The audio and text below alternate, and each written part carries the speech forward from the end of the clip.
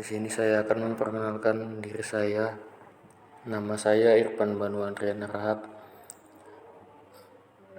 NPM 21120021, kelas SIM 2101. Di sini saya akan menjelaskan materi tentang penjadwalan. Yang pertama adalah pengertian penjadwalan.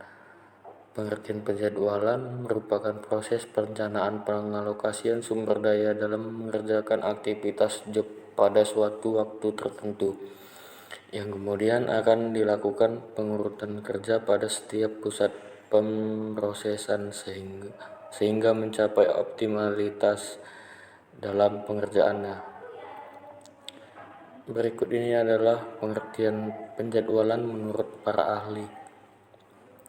Yang pertama, menurut Baker and Terich pada tahun 2013, penjadwalan merupakan pengurutan pembuatan atau pengerjaan produk secara menyeluruh yang dialokasikan untuk dikerjakan pada beberapa mesin dalam jangka waktu tertentu.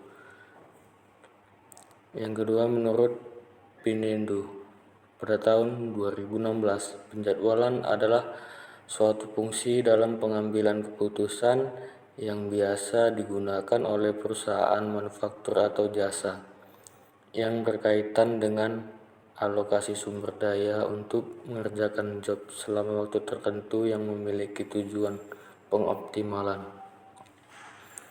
Selanjutnya, tujuan dari penjadwalan itu adalah mengurangi waktu keterlambatan dari batas waktu yang ditentukan agar dapat memenuhi batas waktu yang telah disetujui dengan konsumen. Penjadwalan juga dapat meningkatkan produktivitas mesin dan mengurangi waktu menganggur. Produktivitas mesin meningkat, maka waktu menganggur berkurang, maka secara tidak langsung perusahaan dapat mengurangi biaya produksi. Semakin baik suatu penjadwalan, maka semakin menguntungkan juga bagi perusahaan dan bisa menjadi acuan untuk meningkatkan keuntungan dan strategi bagi perusahaan dalam pemuasan pelanggan. Beberapa tujuan yang ingin dicapai dengan pelaksanaannya penjadwalan adalah sebagai berikut. Yang pertama adalah meningkatkan produktivitas mesin, yaitu dengan mengurangi waktu mesin menganggur. Yang kedua, mengurangi persediaan barang setengah jadi dengan mengurangi jumlah rata-rata. Yang ketiga, pengurangan persediaan barang atau work in process inventory berdampak pada pengurangan biaya penyimpanannya. Yang ketiga, mengurangi keterlambatan karena telah melampaui batas waktu dengan cara yang pertama, mengurangi maksimum keterlambatan, dan yang kedua, mengurangi jumlah job yang terlambat. Yang keempat, ada meminimasi ongkos produksi. Ongkos yang dapat dihemat dengan adanya penjadwalan adalah biaya lembur. Dapat dicegah karena dengan penjadwalan yang baik, job dapat diselesaikan dalam waktu kerja normal, tetapi tidak melanggar due date. Yang kemudian, biaya penalti keterlambatan. Setelah itu, yang biaya work in process dan biaya penyimpanan lainnya. Yang kelima, pemenuhan batas waktu yang telah ditentukan atau due date. Karena dalam kenyataan, jika terjadi keterlambatan pemenuhan due date, dapat dikenakan suatu denda atau penalti. Selanjutnya, jenis-jenis aliran proses produksi. Berikut jenis-jenis aliran proses produksi atau skema di mana proses berjalannya aliran dapat diklarifikasi dalam beberapa tipe atau jenis-jenis aliran produksi menurut Baker and Terich pada tahun 2013 yang secara umum banyak perusahaan, yaitu Yang pertama ada aliran proses atau flow workshop, yang dimana suatu aliran proses yang memiliki lantai produksi dengan urutan yang sama dari bahan awal atau bahan mentah menjadi suatu produk yang laku dijual atau produk jadi.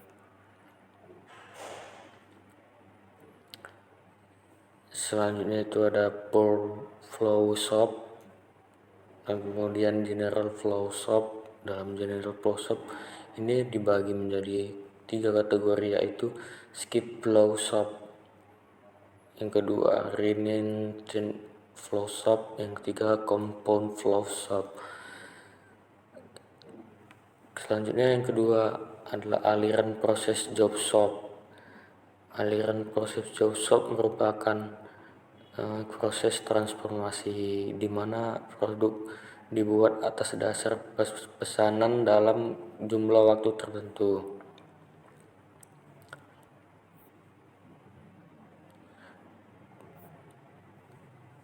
Selanjutnya adalah klasifikasi penjadwalan. Klasifikasi penjadwalan menurut Pindendo pada tahun 2016 terbagi menjadi penjadwalan mesin tunggal atau single machine. Penjadwalan mesin tunggal merupakan masalah penjadwalan yang memiliki sebuah mesin tunggal dan semua waktu pemrosesan bersifat deterministik. Kemudian penjadwalan paralel. Penjadwalan paralel ini dibagi menjadi